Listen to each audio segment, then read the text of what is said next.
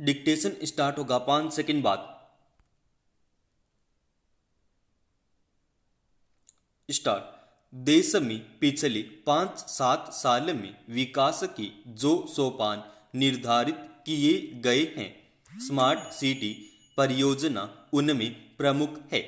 25 जून 2015 को smart city परियोजना एक परिकल्पना के तौर पर सामने आई।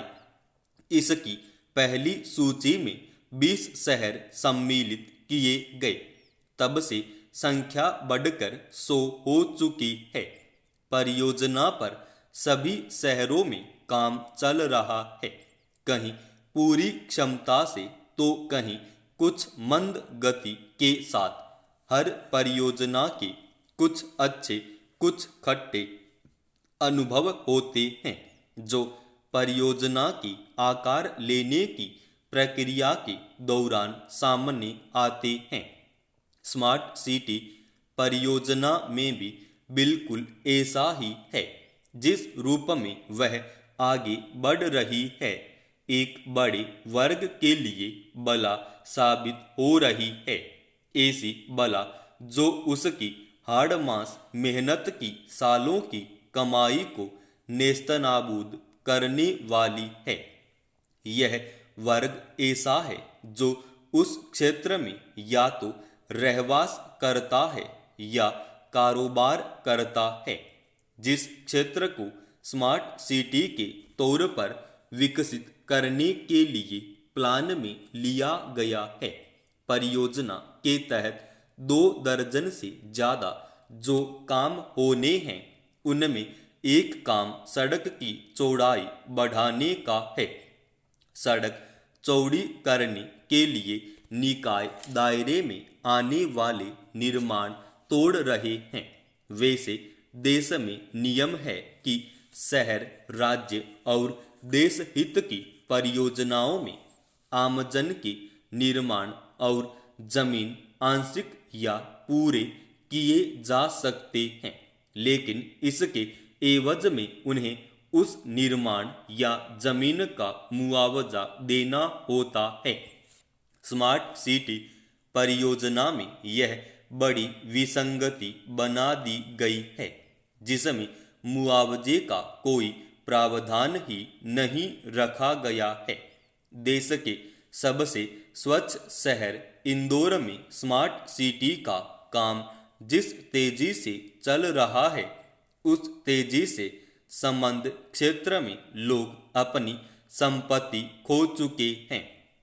चूंकि काम सरकारी स्तर पर हो रहा है, इसलिए उनके पास आवाज उठाने का अवसर भी नहीं है।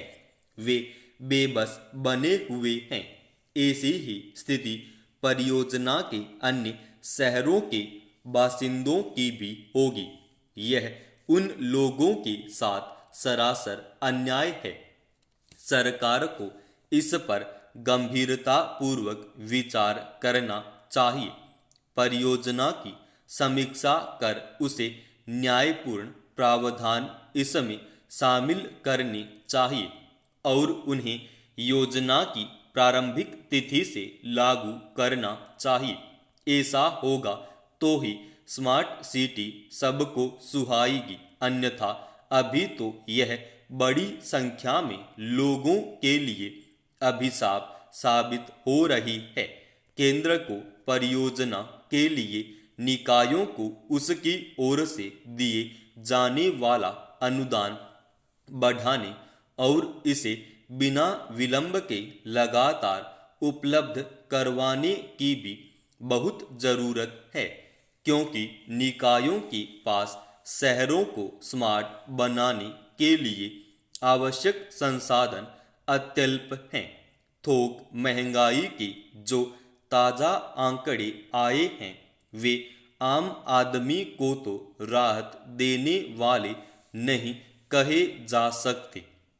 थोक महंगाई अभी भी 2 अंकों में बनी हुई है। बस तसल्ली की बात इतनी है कि अगस्त के मुकाबले इसमें थोड़ी कमी आई है। अगस्त में थोक महंगाई दर 11.39% थी, जो सितंबर में 10.66% दर्ज की गई।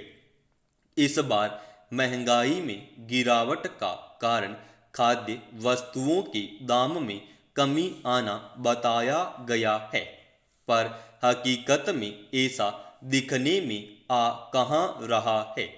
पेट्रोल, डीजल, रसोई गैस से लेकर दूध, खाने पीने की चीजें, सब्जियां, फल आदि की आसमान छूते दामों ने आम आदमी के लिए गंभीर संकट पैदा कर दिया है।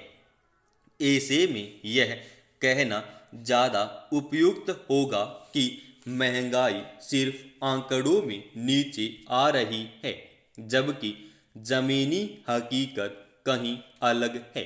सरकार के लिए आंकड़ों में थोक महंगाई में गिरावट राहत की बात इसलिए हो सकती है कि मई में यह 13.11% के स्तर पर थी, उसमें अब कमी आ गई है। अगर महंगाई में वाकई कमी आती है तो उसका असर भी दिखना चाहिए, लेकिन ऐसा दिखने में आ नहीं रहा। गौरतलब है कि पेट्रोल, डीजल और रसोई गैस के लगातार बढ़ते दामों ने लोगों का जीना मुश्किल कर दिया है। तेल कंपनियां अंतर्राष्ट्रीय बाजार में कच्चे तेल के दाम बढ़ने का तर्क देते हुए लगभग रोजाना ही दाम बढ़ा रही हैं। ज़्यादातर शहर इस वक्त पेट्रोल और डीजल दोनों 200 रुपये लीटर के पार बिक रहे हैं। यह सिलसिला लंबे समय से चल रहा है। फिर इन दोनों उत्पादों के दाम बढ़ने का असर हर चीज की लागत पर पड़ता है। कच्चे माल से लेकर तैयार उत्पाद तक की ढुलाई महंगी होती जाती है और आखिरकार पैसा उपभोक्ता की जेब से ही निकलता है। इन दिनों खाद्य वस्तुओं और फल सब्जियों के दाम आसमान छू रहे हैं।